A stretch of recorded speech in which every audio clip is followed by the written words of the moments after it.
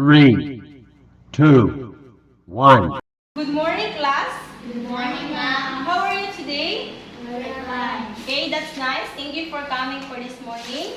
So, let's proceed to opening prayer. I will call on, what is your name, sir? I'm Nathaniel, ma'am. Okay, please stand up so that we can start opening prayer. Okay, good morning, ma'am. Good morning, classmates. And Good morning. we should pray in the name of the Father, the Son, the Holy Spirit. Amen. Dear Lord, thank you so much for this day, and thank you for the blessings you have given to us every day. Please guide us and give us safety every day. Amen. Okay, thank you so much. You may take your seat. Okay. Please quiet and listen carefully so that we can have a good communication in this class. So let's proceed to checking your attendance first. So I will be checking your attendance for those absent only because most of you are all in here. So okay, thank you so much for coming for this morning. So let's proceed to our agreement first. Before our discussion of my main topic, I will set first our agreement.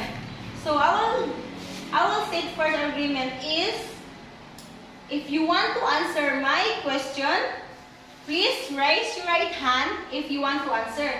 When the teacher or the student is talking in front of you, please quiet and listen first before you talk, so that we can have a clear or good communication for this morning. Are we clear? Yes, ma'am. Okay, thank you so much. Okay, let's proceed to my presentation of the lesson, to my main topic for this morning. So, have you heard before what is constructivism? No, ma'am. Okay, I will explain to you what is constructivism. So, constructivism is a theory originated by Egyptian theorist Jean Piaget. Piaget believed young children learn by doing, constructing knowledge from experiences rather than from adults telling them about their world. So Piaget believed that young children is more capable of doing something more knowledgeable because they have a lot of time to experience more knowledge in their life rather than the adult, because adult is always telling about their life in their world, in their own world, like our father or our uncle.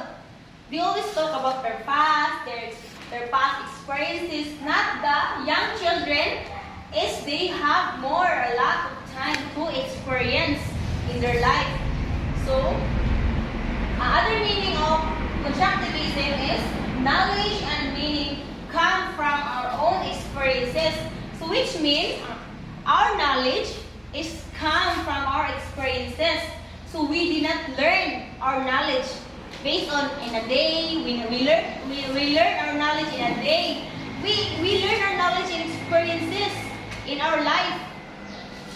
In a year, in something. And when we are a child, we cannot create our own knowledge based on in a day.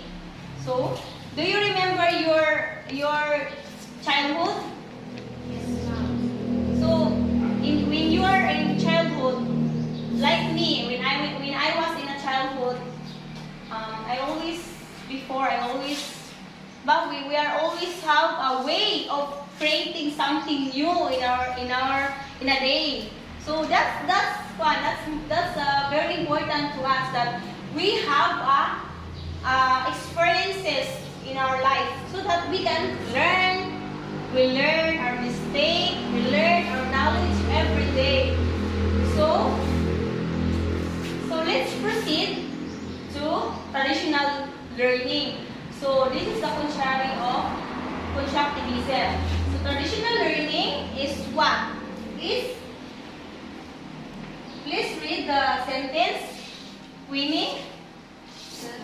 The traditional learning is more on direct instruction and teacher-centered. On the other hand, the teacher facilitates and guides students to their learning. Okay, thank you so much. Traditional learning is like us. What are we doing in here in the school? So, in this classroom, have you seen? In this classroom, we have a teacher and the student interaction because traditional learning is take place in classroom setting. So that is more important that because our knowledge is came from our teacher, our facilitator, right? Yes, ma'am. We go to school to what? To learn our knowledge. Rather than the constructivism. Constructivism is we learn our knowledge based on our experiences in our life. While the traditional learning is our teacher they teach us our knowledge. Came from their knowledge. They teach us. Not the constructivism.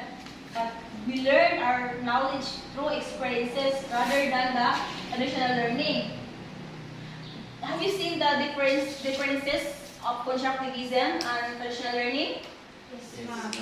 So right, diba? Right? Constructivism is what? Own experiences rather than the traditional learning. It's transferred to us.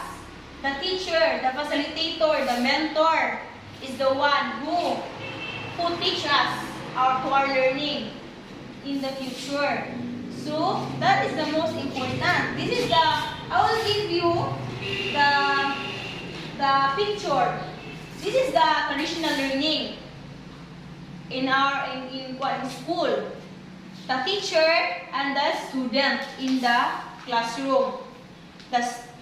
Because the traditional learning is what? It's tradition. The teacher teach the student in the school. So while the constructivism is we learn it in our knowledge. We learn it our experiences. I'm sorry. Okay, let's proceed to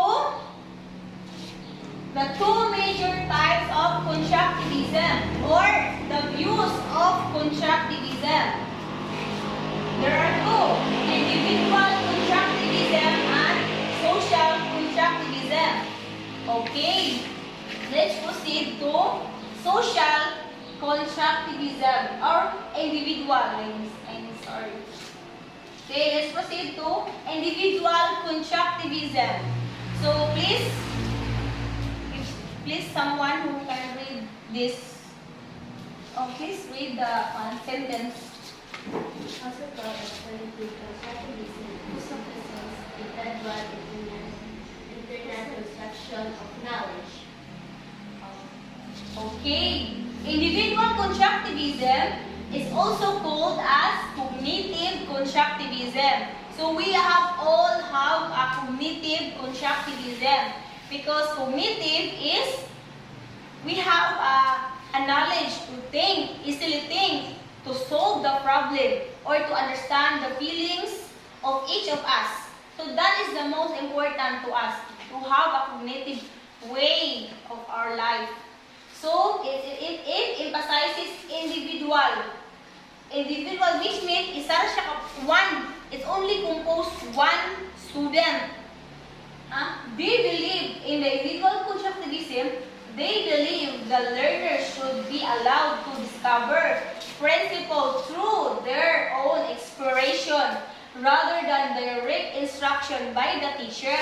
Same like traditional learning or constructivism. Ang individual constructivism is same constructivism, meaning they allow the learners like you, the learners, to explore more knowledge. They explore your knowledge so that you can understand or you can adventure, you can have achievement in your life. So that is the importance of individual constructivism. Example, the teacher delete the student to do your work, to do your activity alone, so that you can have your idea rather than the teacher rather than the direct instruction by the teacher. Because the individual constructivism, he led alone to experiences his way of creating by doing something more knowledgeable, more learning they have to do in their life. So that is the most important, that individual is they let the learners to learn without instruction by the teacher. So next is social constructivism. Please read the sentence. Please Nathaniel, please read the sentence. Social constructivism emphasizes that knowledge exists in a social context and is initially shared with others instead of being represented solely in mind of an individual. Okay, social means social. Socialization, something social. It means composed or two or more person to interact. Example in this classroom. So like this, like in this picture.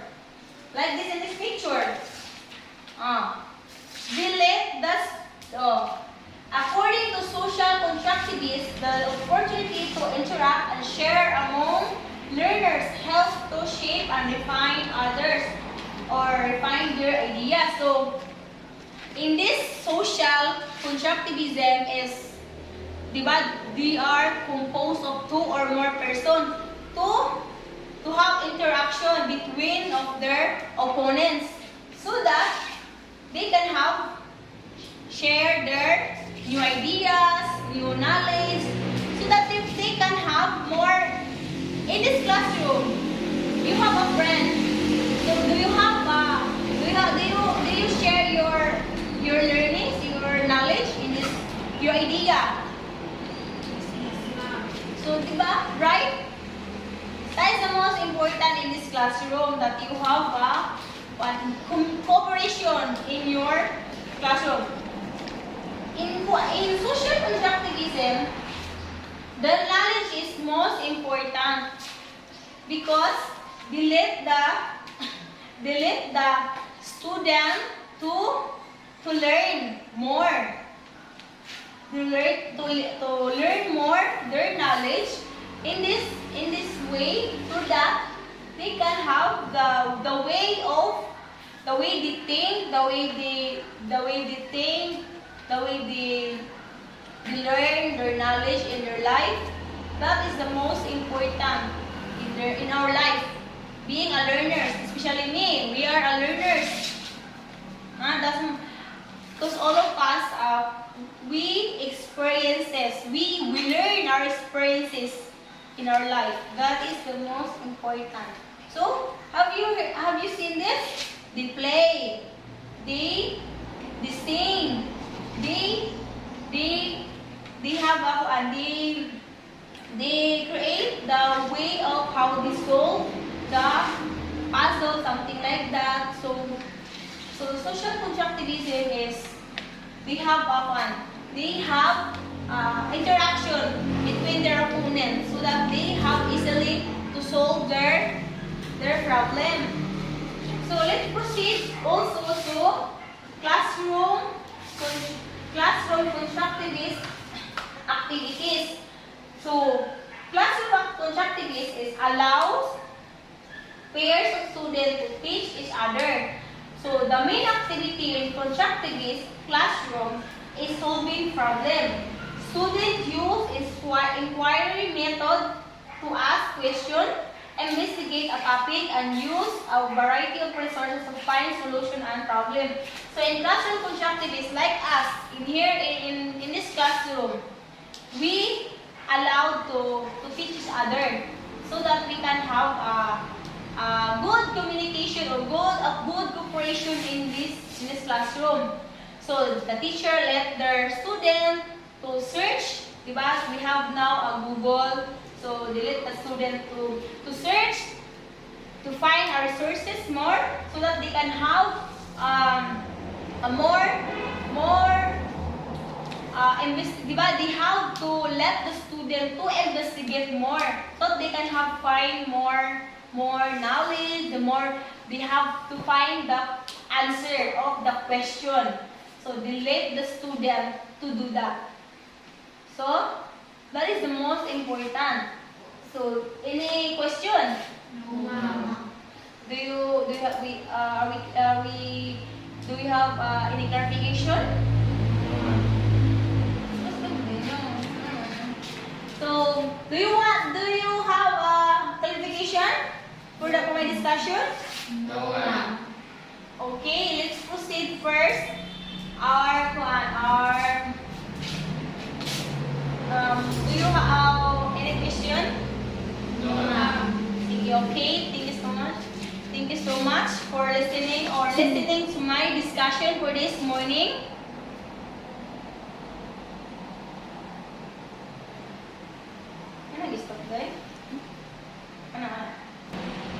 Okay, thank you so much for listening to my discussion before. So I am here. I will give you a short activity.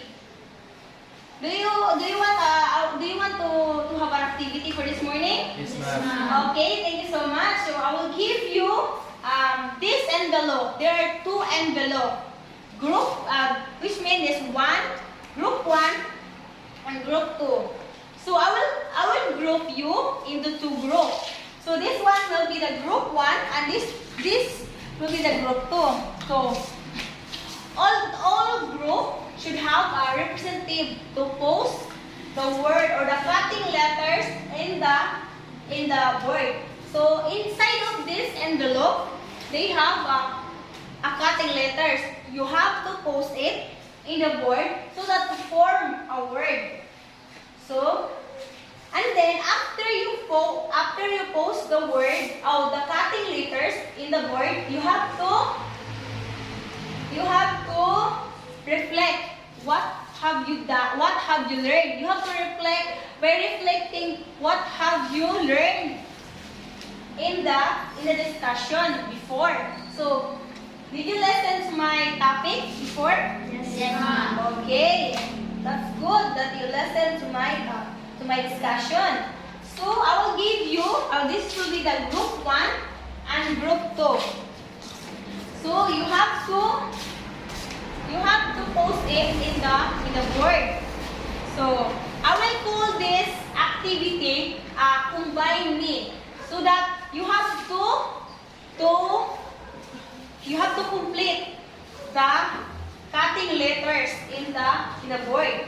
So this will be the group 1. You have to post this, the group 1, and this will be the group 2. You have to post this, your cutting letters. So each of you have a representative. You have a representative to.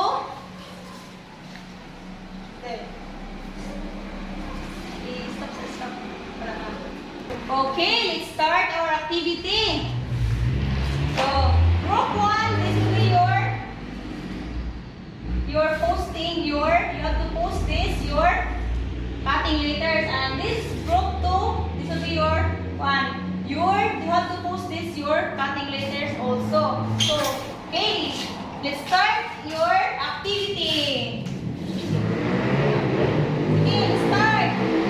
So, who will be the one to post the activity in the board?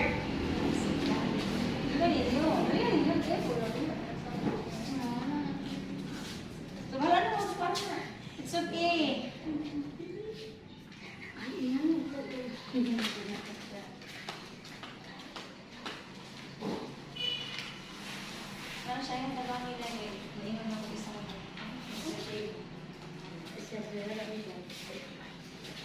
After you post the cutting letters in the board, you have to explain or you have to say the definition of the short definition of the word that you learned in the discussion before. So I hope that you listened to me before my discussion. Hey, Pastor. Okay, thank you, Group 1. Group 2 are not listening to my instruction. They are not followed. Group 1 is finished. So prepare the Group 1 to explain or to have a definition or what have you learned in the topic that you listened to my discussion. Okay. Very good. Sir, balik po. Okay.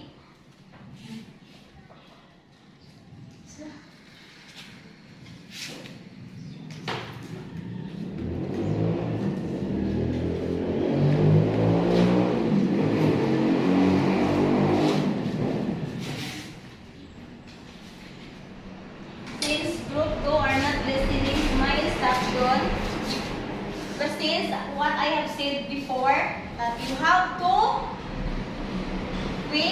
you have to answer the cutting letters.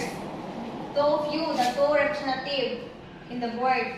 So why is it the Group 1 is the one to answer first the board? So it's okay. We are not perfect, so okay. The Group 2 is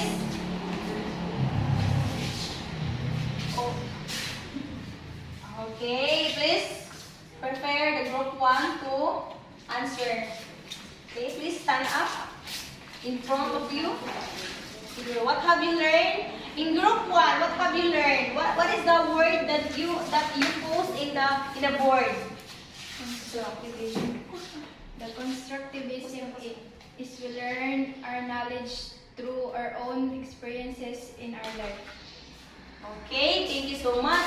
Constructivism is we learn our knowledge through our experiences in our life. That is the short definition of the constructivism. So Group 2, please stand in front in the front. Thank you so much. What we have learned about the traditional learning is that we learn our knowledge through our transfer through our teacher or facilitator. Okay, thank you so much. Traditional learning is we learn our knowledge through our teacher, through transferred to us, to our teacher, to our facilitator, to our mentor.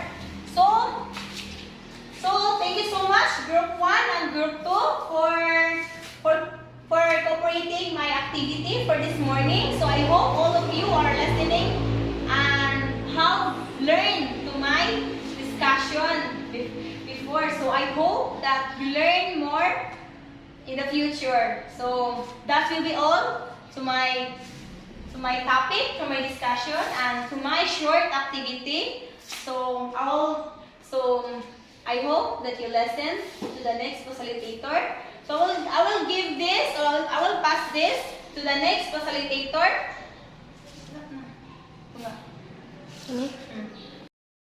We're fine. Okay, do you want another activity? Yes. This activity is all about constructivism and two major types of constructivism. I have here an envelope that have a cutting letter. So you choose another representative to each group to represent and post the missing letters. Okay, I will give you, this is a group 1, this is a group 2. Okay. Group 1 here. Okay. And group 2 is here.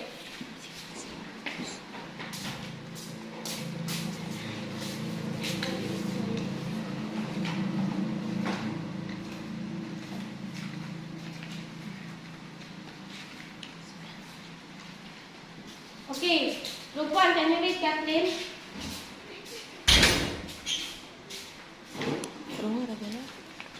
Constructivism is a theory originated by Ian Piaget which he believes that children learn by doing. Okay, very good. And group 2. Cognitive constructivism states knowledge is constructed by learners based on their existing cognitive structure. Social constructivism are constructed through interaction with the teacher and the Okay, so very good. Cognitive constructivism and intellectual constructivism. Okay, do you have a question? No, ma'am. Okay, do you want another activity? Yes. This activity is all about assemble the scrambled pictures. So choose another representative to each group. Okay, group 1. We have here an envelope. The envelope is have cutting pictures. All you need to do is to arrange and post the picture. Okay, we'll give you. This is a group 1. Okay.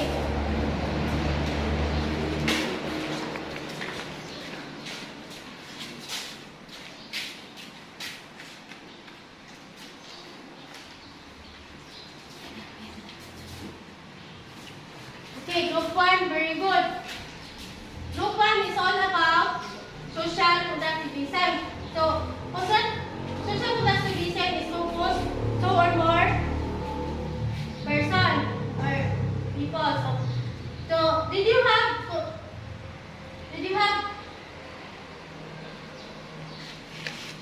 experience about social productivism? Yes, ma'am. And group 2 is all about cognitive and individual productivism. So, individual productivism is called as traditional. So, the picture that you post is all about cognitive constructivism. So, paano siya kaming teachers explore the student to what they're doing to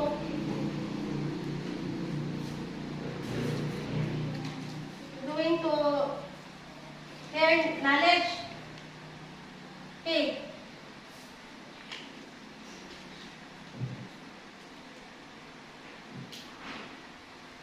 Okay, class. Do you have a question? No, ma'am. Okay, let's proceed. If you have you have learned about our lesson. Okay. I have here a question. If you answer it, you raise your right hand. Okay. Number 1. Give the two major types of constructivism. Okay, what is the name? Individual or cognitive constructivism. Okay, very good. Proceed number 2. It's all about knowledge and meaning that came from our own experience on how people from its experience. Okay, Constructivism. okay, very good. Let's proceed to number 3. Who originated the constructivism? That he believed that children will learn by doing constructing knowledge from its experience. Okay, Ivan May. Jean Piaget. Okay, very good. Number 4. Knowledge and meaning transferred to you from the teacher. Okay. Traditional learning, ma'am. Okay, very good. Okay, before we end our lesson, I will give you a short quiz. I will post my question here and read the direction carefully. evaluation. So, evaluation here. I read the direction. Fill the missing word on the sentence and below. Select your answer inside the box and write your answer directly. Okay? Did you get? Yes, ma'am.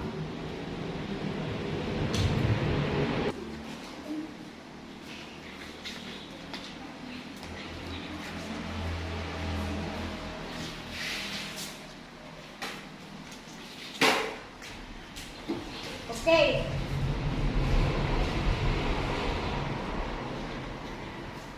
All of you get correct answer. Okay, very good. Okay.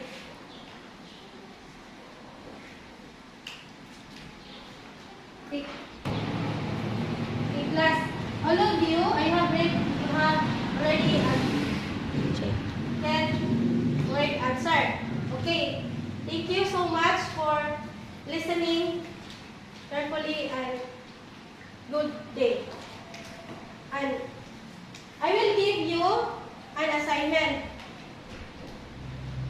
Okay, class. Before we end this discussion on an activity, I will give you an assignment. I will give you advanced assignment. Okay? Yes, ma'am. I have here a short question, so you can listen and write the question so that you on the next day you will pass the assignment. Okay? Yes, ma'am. Before we end our discussion and short activity, I will give you advanced assignment all of you. So I read the question and you take note. Okay, I read. Do advanced research about transfer of learning and give the example of it. Okay? Okay, ma'am. Any clarification, class? No, ma'am. Okay, thank you. Thank you. Any question, class? No, ma'am. Good day. This will be the end of our discussion. Okay. For this morning, I hope that you have learned